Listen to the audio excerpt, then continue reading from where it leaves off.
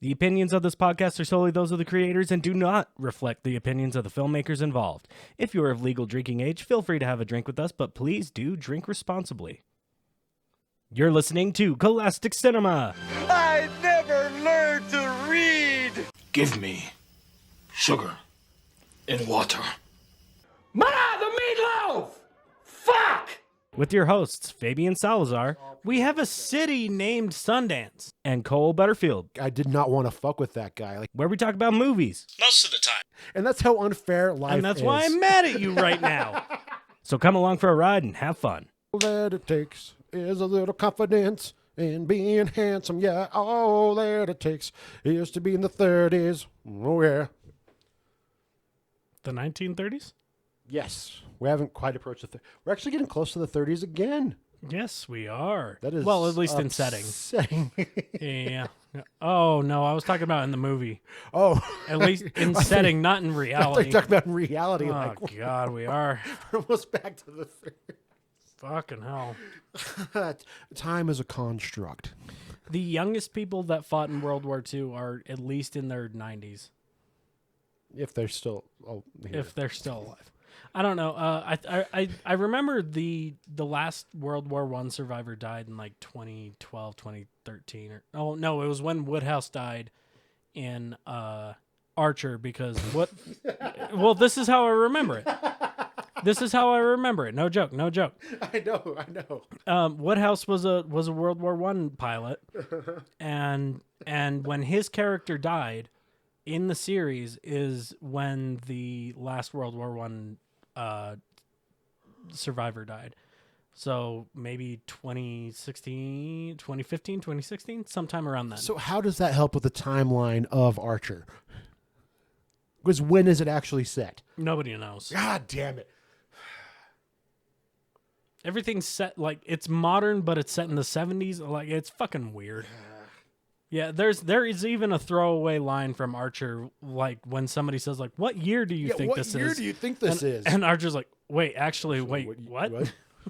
Something like that. Anyway, welcome to Classic Cinema. Oh fuck! Hey, welcome. We're back. We are on a pretty decent schedule nowadays with our programming. And today we are going to be paying tribute to the late, great Robert Redford. Yes. Founder of Sundance here in Utah. And just one of the best, most amazing actors and human beings ever. Oh, yeah. So go pay tribute to him if you can, even if it is just like liking a post or what have you.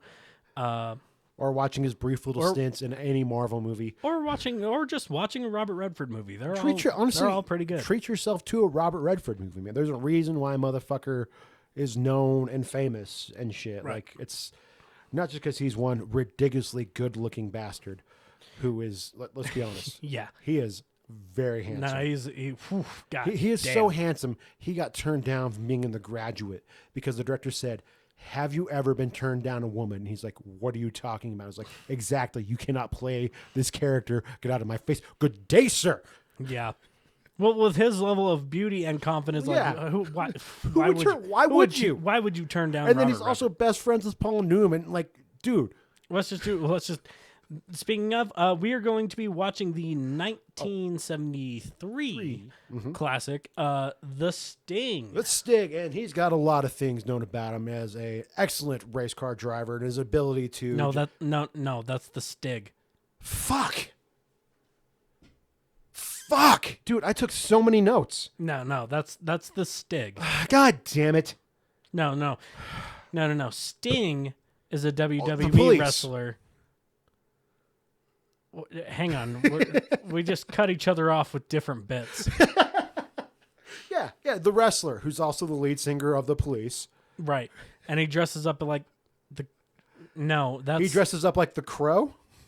Yeah, no, that's not this movie though. But then he also had his own solo career where he's like Desert Rose and. No, that's the Police with Sting. Yeah, from wrestling. With the baseball bat, dressed as the Crow. What are we watching? A movie.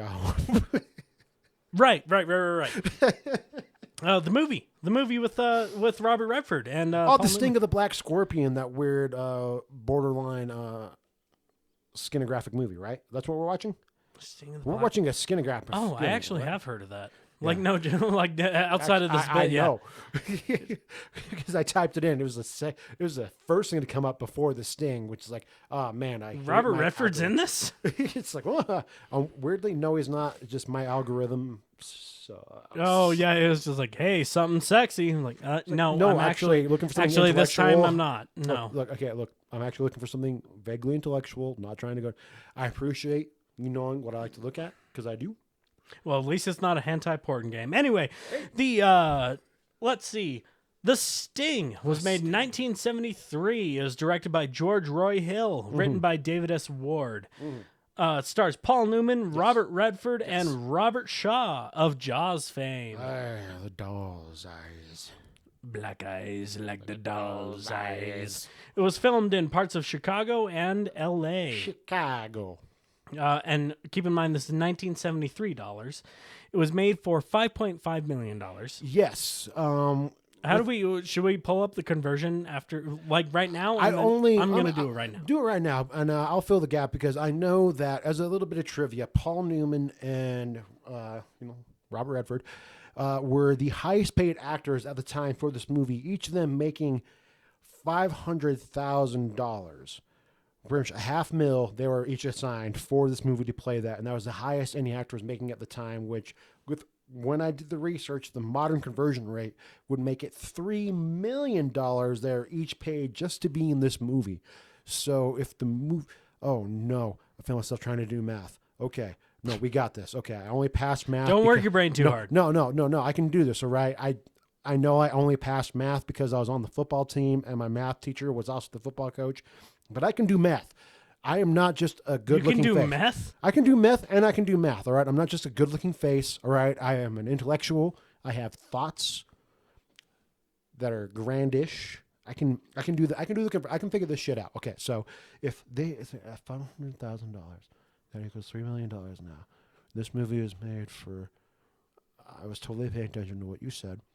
So with me paying attention to what you said and combining with that 500, so 500,000, so $500,000 to $3 million, the math would be, so that's like over 3.5.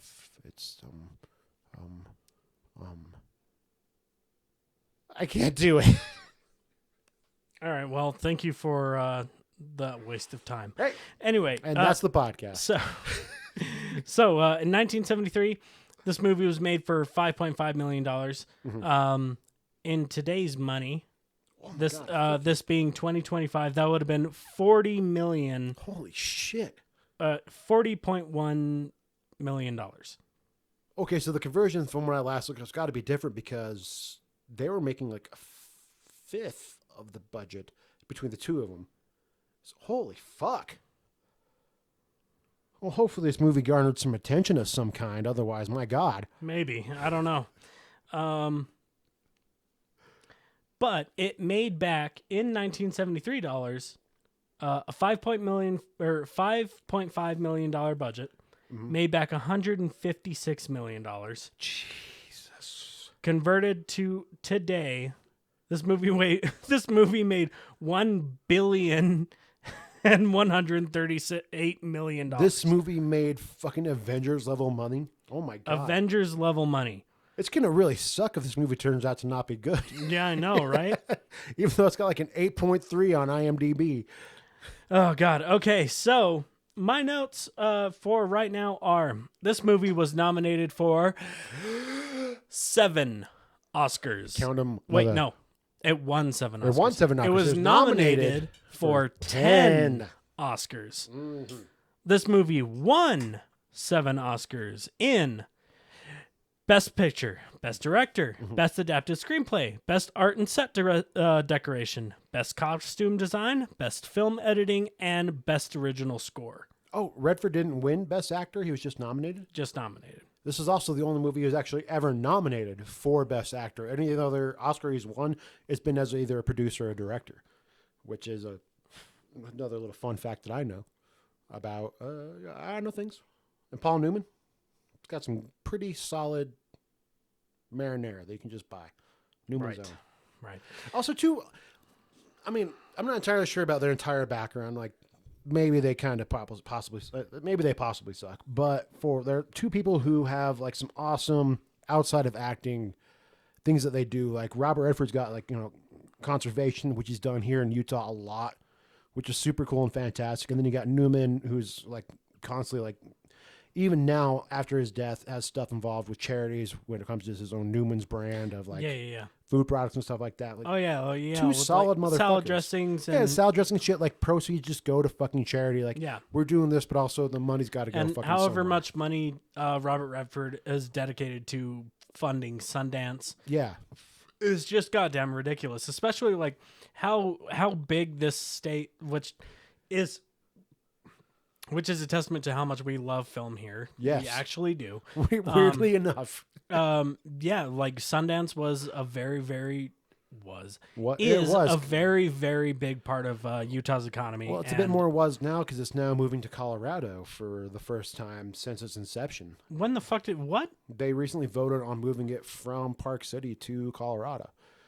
When did this happen? I think last year is when they started doing the talks about moving Sundance away from Utah, from like Park City and Provo Canyon. That feels like something I should know. That is something. I'm sorry to break the news to you. I mean, maybe it's changed since the last time I read up on it, but last I was reading up on, Sundance has been moved outside of Utah. For that makes no fucking sense. Purely monetary. It's all pure monetary. We have a city named Sundance. I know. Robert Redford's whole like thousands of acres that he's bought is named after Sundance, after his character Sundance in Butch Cassidy and the Sundance Kid. Like, it's Utah based, and I believe, what I last read, they moved it out, and it's now being like, it's taking place in Colorado. Like that makes Boulder no or some shit. That makes no sense. I'm going to call bullshit because it's a brand now. I think that I'm going to say bullshit. You know what? I will go back and I will redo my research, but I'm pretty sure I will go and comment that's in the not comments happening. if I'm wrong. Let us know in the comments if you know anything about that. But no, I'm going to call bullshit. That's not happening. Because they should be gearing up for it right now. Like, this is when they start looking for volunteers. This is about the time shit. Sundance starts, right? And this is about the time I start getting emails. Yeah, for being locally based. So keep an eye on your fucking emails, because I may be right. I don't want to be right, because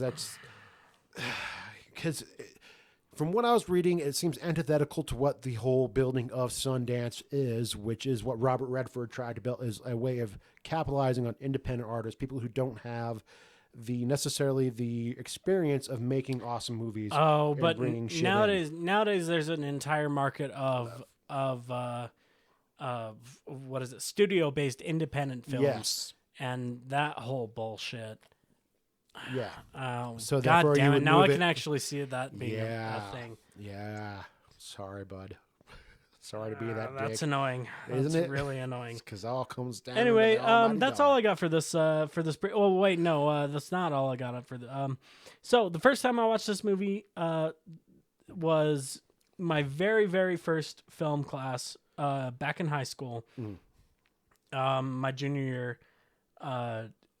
This was one of the movies that my film teacher put on, like, taught us all about it, like, was saying like, oh yeah, Robert Shaw is like from Jaws and blah blah blah blah, and I was, so I'm sure I talked about it on the podcast before, but I was the one student, because she's at the beginning of the year, it was like, there's always one.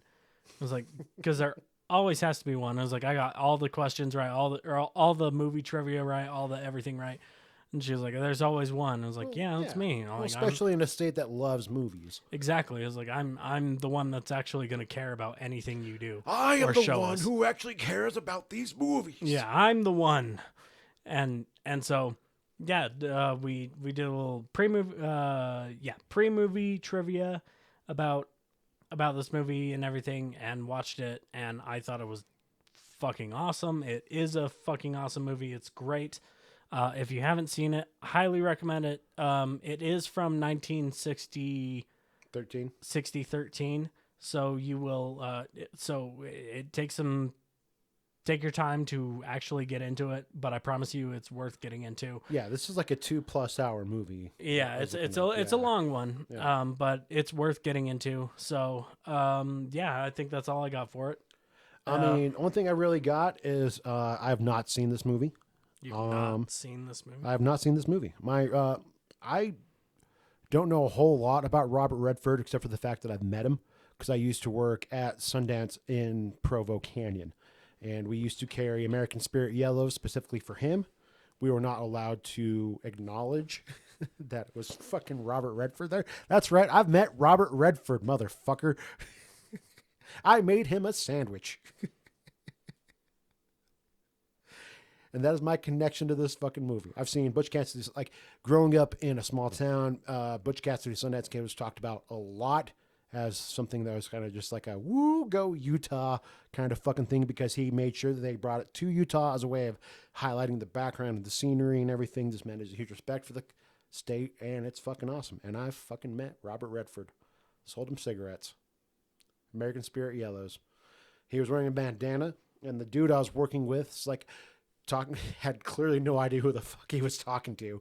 He's like, hey, so if you from around here, you just visiting? And he's like, yeah, I'm kind of from around here. Oh, well, hey, cool. Well, here you go, man. Well, it was great to see you. And I was like, dude, you realize that was Robert Redford, right? He's like, what?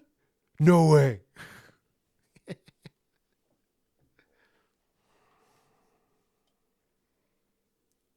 I am so fucking mad at you right now. Because I've met Robert Redford? Yes. Yeah, I'm pretty awesome. And I made him a sandwich. I think it was on ciabatta, if I remember correctly. Yeah, I think it was one of the... Was it the pesto sandwich? It might have been like a pesto sandwich on ciabatta that we made. All right, before we get into the goddamn fucking script reading...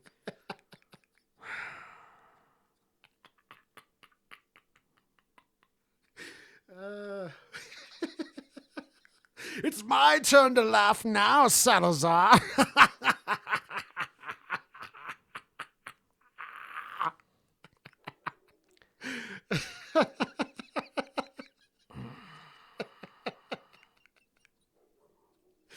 I even mentioned it earlier today. Said I will save it for the podcast, and you had no fucking idea.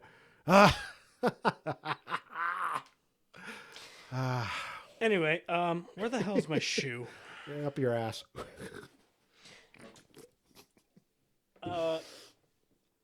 Before we get into the script reading, is there any other comic booky thing that you would like to mention?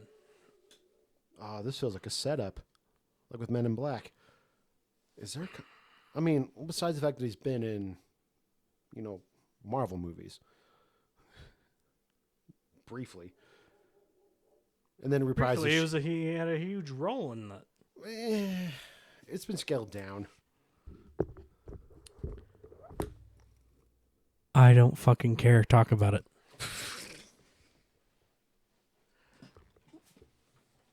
Why you just fucking step off? I'm supposed to just talk about his. Yes. He's done his.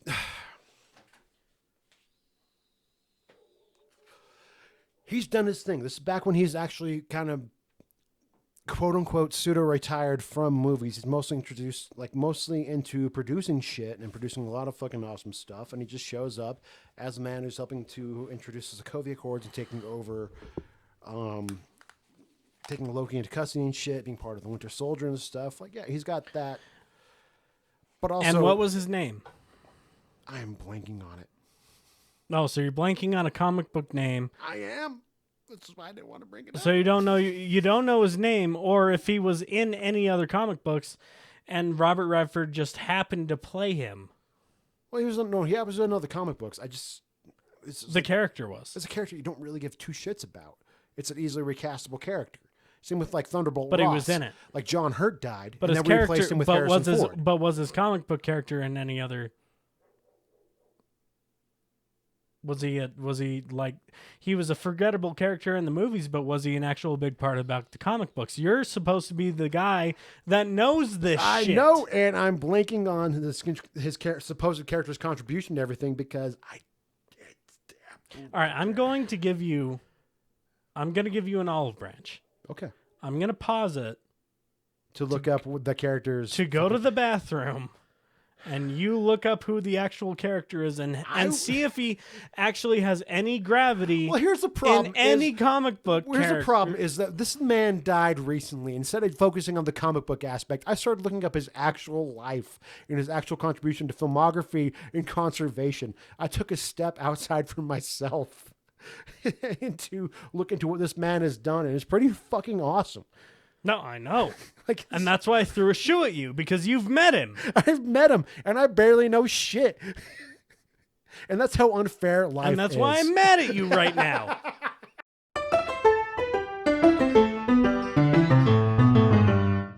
And you have to be the one that actually gives a shit about fucking education. I'm on the honor roll. Where? In the middle of bumfuck. In the middle of bumfuck nowhere. So the bumfuck, fuck your cousin, second cousin. So my bare minimum is honor roll.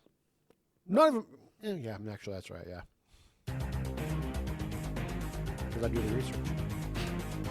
All right. So now that we've taken a Here's pause the break. thing: is we're taking a pause break, and even then, I still stand by the fact that this character, while it is amazing that Robert Redford is involved in the Marvel Cinematic Universe movie, Alexander Pierce was never that much of a fucking character to begin with. His biggest fucking point, like his big thing for fame, is Robert Redford portraying him in The Winter Soldier. In the comic books, he doesn't do shit. All right, he's kind of loosely a Hydra sleeper agent, but he's like low level, and ends up getting turned back into the side of good after talking to Nick Fury because they were friends for so fucking long. He's actually done better by Robert Redford in The Winter Soldier, which, let's be honest, is one of the best goddamn Marvel Cinematic movies ever fucking made, because it's a spy thriller that just happens to feature superheroes. But that is the whole thing that he brings. He elevates this nonsense, like not even Z-list fucking character that nobody even gives two fucking shits about, to the fucking next level. So I stand by the fact that he was in the fucking movies, and that's great and whatever, but who gives a shit about Alexander Pierce? He makes a brief appearance in Agents of S.H.I.E.L.D. and a brief appearance as a cameo character in Avengers Endgame. But that's all he fucking does. Alexander Pierce is not a pivotal fucking character in the fucking cinematic universe until he's portrayed by Robert fucking Redford. Bobby Reds, amazing, elevates this. Also, this character looks nothing like him. Yeah. I feel triggered. All right, now we've met your standard for fucking for your standard of comic book connections. Finally, it took fucking forever to get there. I'm sorry, guys. Jesus like Christ. I'm aware. I've put off the comic. You should have had that on the fucking back I should burner. have. I'm aware. I put off the comic book thing for a while. I felt a little like, okay, that's maybe I go too hard on it. You're right. I should have. It's just once you start researching Robert Redford, it's hard not to just be distracted by everything else. Yeah. Yep. And also it's something I wanted to talk to you about. Do you think it's possible for us to still have actors of this caliber when it comes to fame? Like, can we still, like, do you think, like, 30 years from now we will have, like, actors we reference on the same level of, because, like, Robert Redford, Paul Newman, even Robert Shaw, these are legendary actors. Yeah, and I will say yes. We have our ones that we talk about today. Fucking Michael Fassbender, James McAvoy, who are some other like superhero actors. I mean, RDJ. Robert Downey Jr. Yeah, of course. Christian Bale. Christian Bale. Everybody who Heath is Ledger.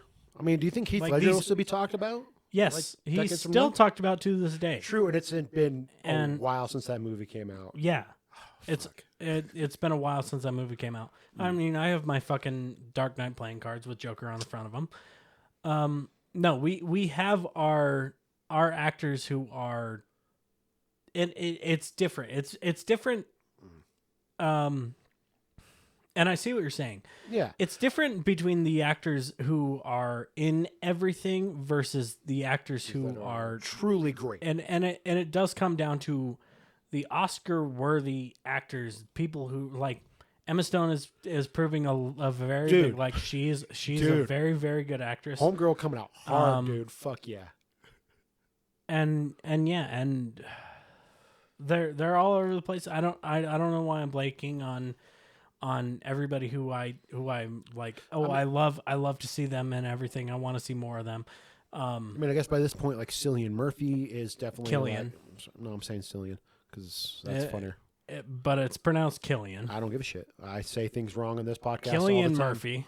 I'm Cillian. He's that Murphy. Irish. I don't give a shit. Okay. I say names wrong but all I the did time. I did say McAvoy and McAvoy and Fassbender. Fassbender, They're both very underrated, but Yeah. will be greatly appreciated and are being greatly appreciated now for the work that they have done already. Who else is just I mean, Emma Stone's another awesome one. Emma Stone is yeah, she's proving that she is more than just one type. Well, the one main reason I ask is because as we go back and we review these older movies, and maybe, I don't know, maybe I'm just like a idiotic prick. I mean, okay, no, I am an idiotic You prick. are an idiotic prick.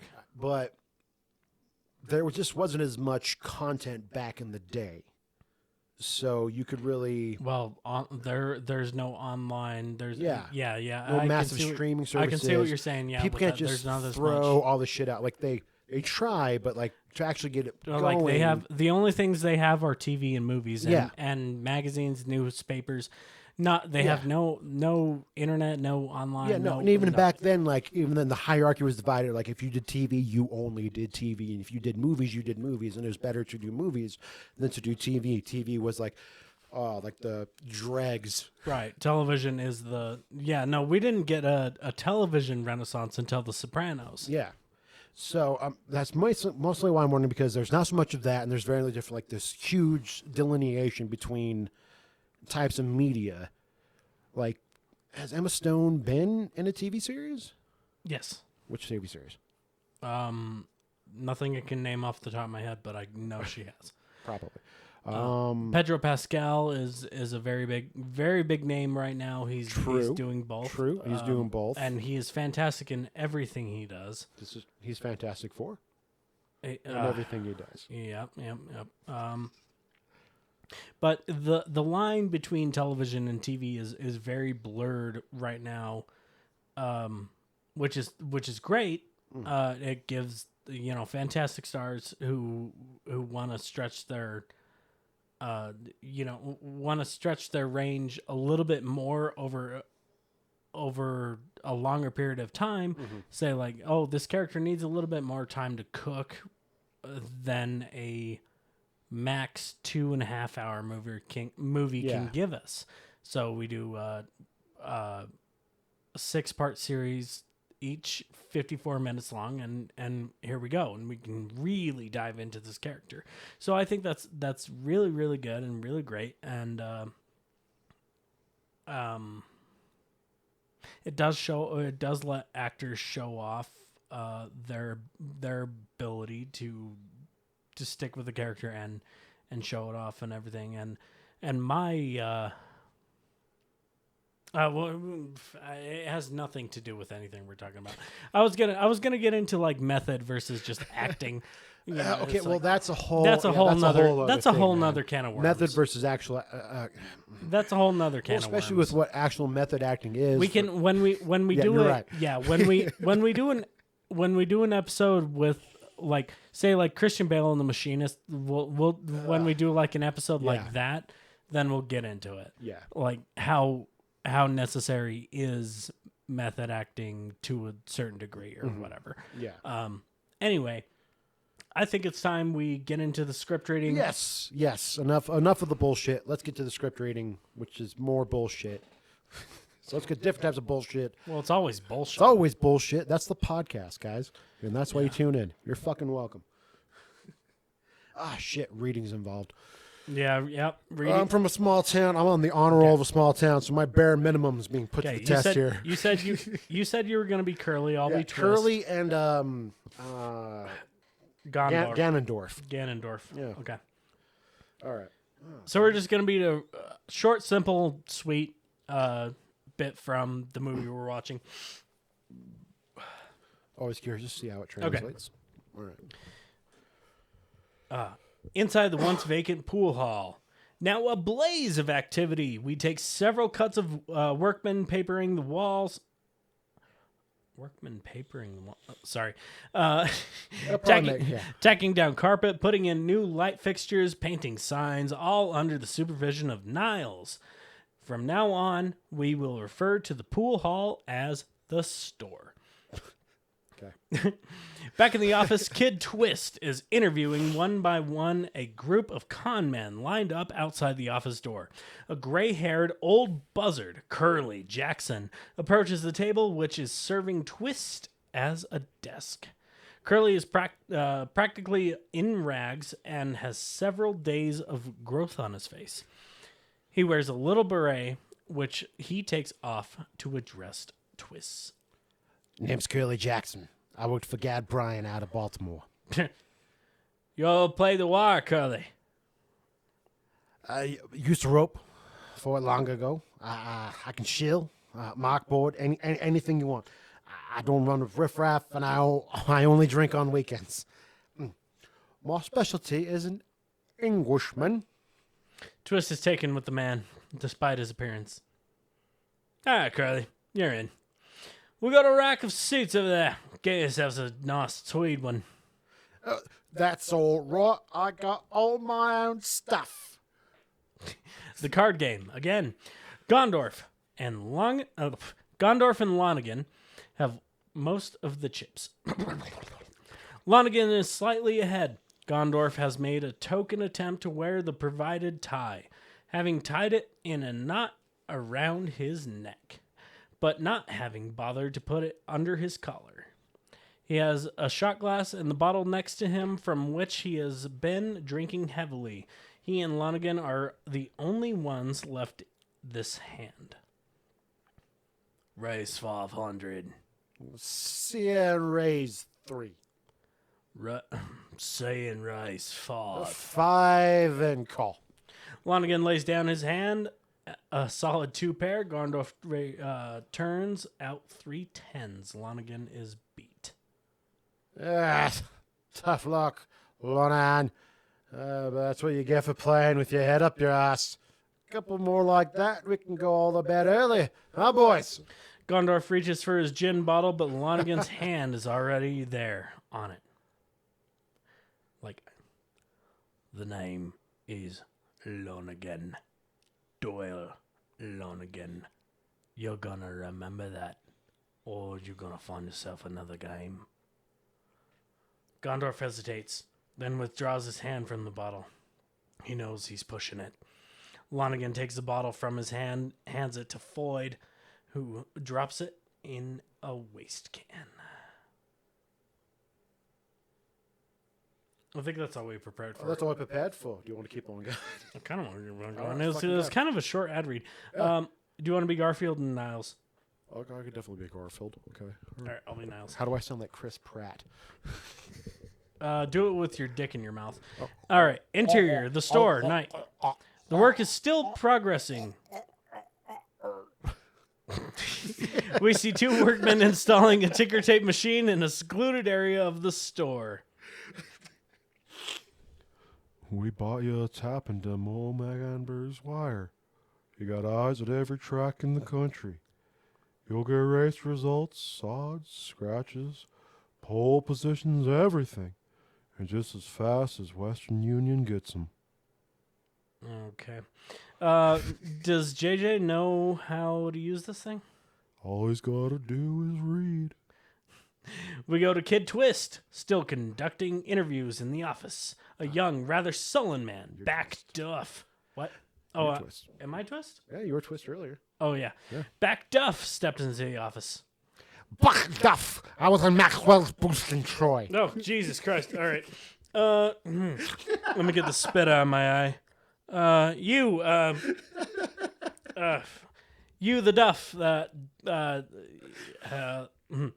you the Duff that didn't come up with his head. God damn it, I can't do it. Sorry. I've got too much spit in my face and my mouth. And your ears. What was it? You the Duff that didn't come up with his end when little Jeff was sent up? Wasn't no problem of mine. He was a con man, wasn't he? He was a tear-off rat. He got what he deserved. No sense helping pay his bills. Oh, God, shut off. Duff stands there a second and then slouches away from the table. He stops, however, by the door. The next man up is the Eerie Kid. Twist knows he's seen him from somewhere before. Name's Joe Erie. Twist waits for more, but it's not coming. You play for any particular mobs? No. Oh, all right. You know the Wire at all? No. I never played no big con before. But Luther Coleman was a friend of mine. I thought maybe there was something I could do. You get that nose in Duke Bordeaux's tonight? All right. You got Moxie, Erie. Get yourself a suit. Erie's so happy he can barely blurt out the thank you.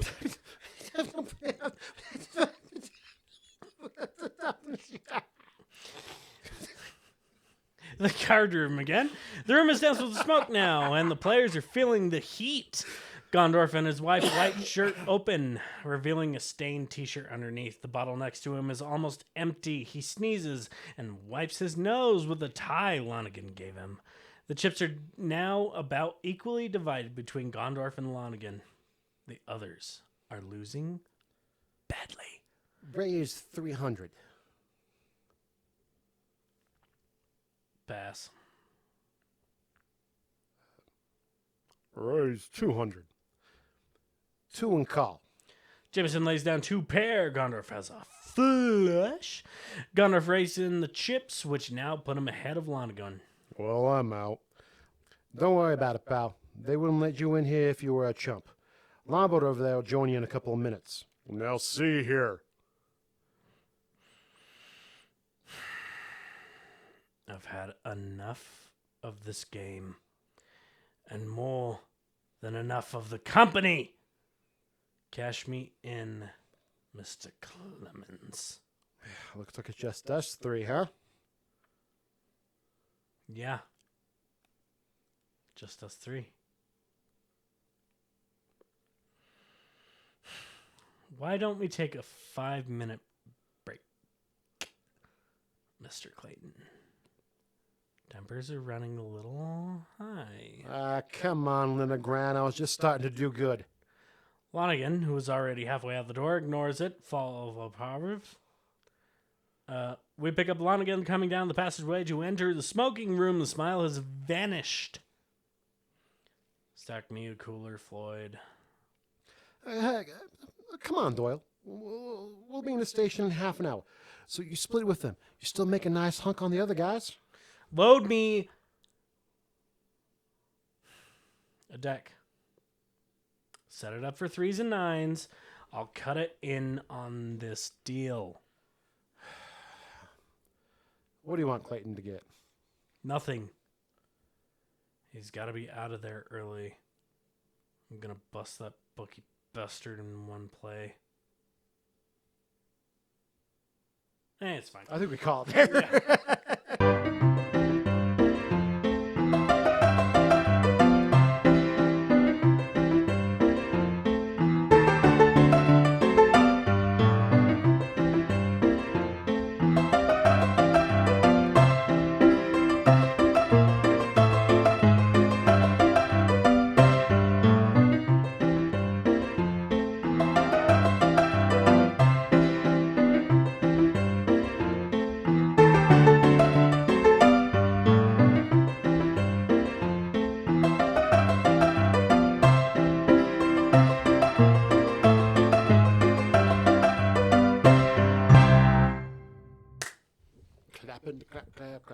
Clap.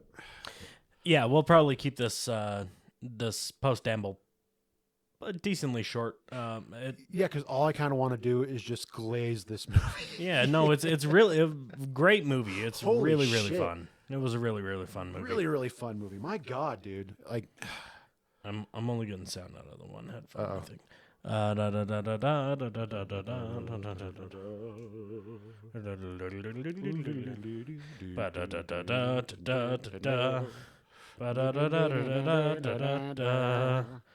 I'm still only getting sound out of one side of my headphone.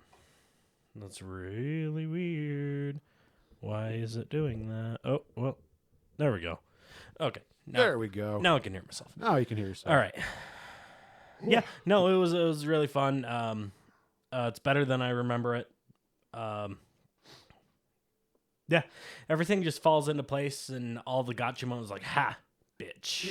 every time it's like, ha, or even just, oh, ha, like, Got his ass. just so fucking well done. That's so much fucking fun. Oh my god, I'll get into my notes. watch this movie, motherfuckers! Holy shit! Watch it if you haven't seen it. It's very, very fun. And it is captivating. Like I know, like when we paused it at one point, I'm like, there's still like more of the movie. Like Right. even that, still all of it, very captivating. Like Yeah, it wasn't a, oh god, there's still more of like, this oh my movie. God, there's It's still a, 45 more minutes. It's like, awesome, oh, there's wait, still more of this movie. we get to live in this world a little bit longer. Fuck yeah. My very first note is the 30s, when you could just sexually assault women in the That's workplace. my first note too. It's like casual sexual harassment. Just. I'm glad that guy wasn't a persistent character that they would try to make me actually root for. It's like, no, this guy's a No, prick. he's a piece of shit, and they rob him. right away, and then you'll never see him again. I have my next one is No Doubt, which I think was like No Doubt Robert Redford is a Snack. a sexy human being. He's a fucking snack, dude. Like, man was a snack in his old age. He's a snack when he was fucking younger. Dude is a fucking snack. Yeah. Holy shit. Oh man. Excuse me. Not to decry fucking Paul Newman, because Paul Newman was also a fucking snack. But my God, Yeah. is Robert And, Redford? yeah, an I know attractive- we've talked about it before. Just nobody before like the 2000s had any body mass or none. weight, but like Robert Redford, like you can see him, like he's got like the pecs and the chest and all that outdoor activity, man. Fucking. and he runs so much in this movie. So much running. It's definitely one of those running movies. Yeah. I also have the act changes like every. Oh, we have the little like page flip like they're doing. With, yeah, like, and they the have little like artwork. It looks just like this, like Yeah. the different title cards and everything, like the Sting or the Hook or whatever. The tail. Yeah, exactly. The 30 slang was on point. They had very, very good 30 slang. Called him a flatfoot. Never saw him before. He's a dick though. He's a dick though. And yeah, no, it was all good. And then my last one is the money, like all of it, all the money they're working with throughout the whole movie is Lonigan's money. Yeah. Like they stole his wallet to steal his money to play him in poker, and then he loses, so he owes him money, and goes and puts more money down. And when he wins the setup bet, that's his own money that they're paying him back with.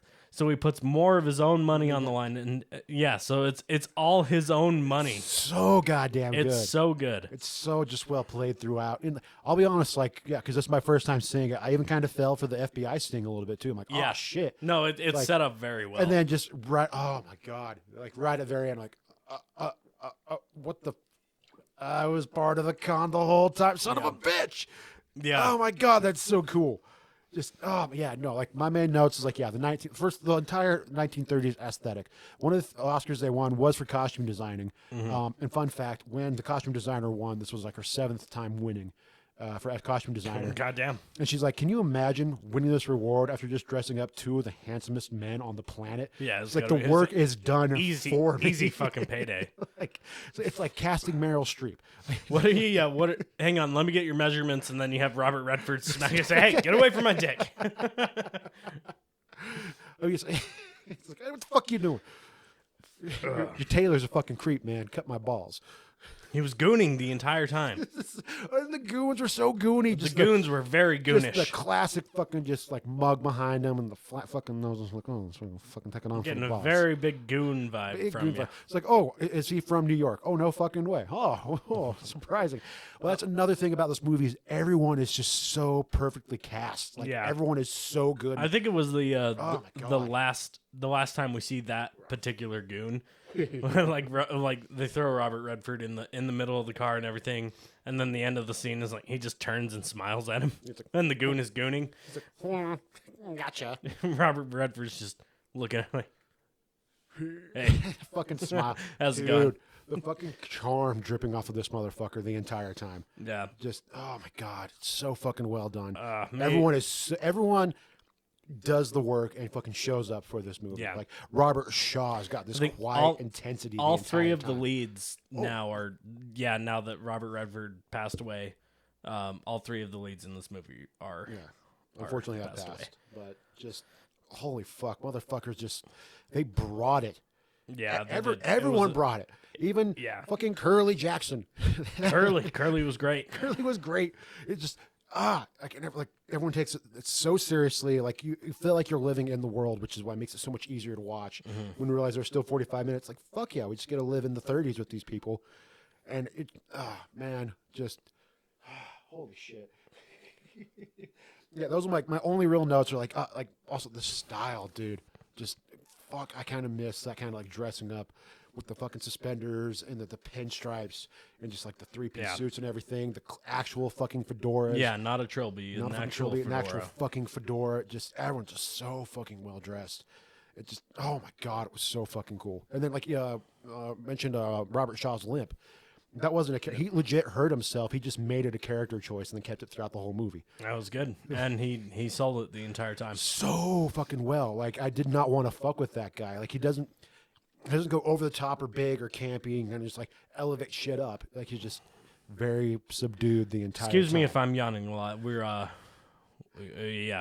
This was when we had to go to bed and then come back up and watch. Reaches a certain point of the like as you get older you realize that you can't stay up that often to just like watch a movie. You will fall asleep. And I'm glad we put it off because I didn't want to miss this fucking movie. Yeah. Like, oh my God. So just gonna glaze the shit out of this movie. Paul Newman. So fucking cool the entire time. But yeah, I think we'll keep it short, simple, and sweet. Since we went off for the first Yeah, the preamble is just like already 50 minutes, so I think we'll keep this short and simple. If you haven't seen it, go see it. It's a great movie. Yeah, fucking check it out. 7 Oscar wins, guys. Like, do you need to know more? Like, come on, go fucking watch it. Yeah. This is also the only time he's like been nominated for Robert Redford's been nominated for Best Actor. All the like Oscars he's won has been like as producer or director or something like that. Like this. Also, the producer of this movie is the first female to win an Oscar for producing a movie. So this movie's groundbreaking on all kinds of fucking levels. So fucking check this shit out. Holy fuck! Check it out. So goddamn good. Just check it out. Fuck. So fucking good.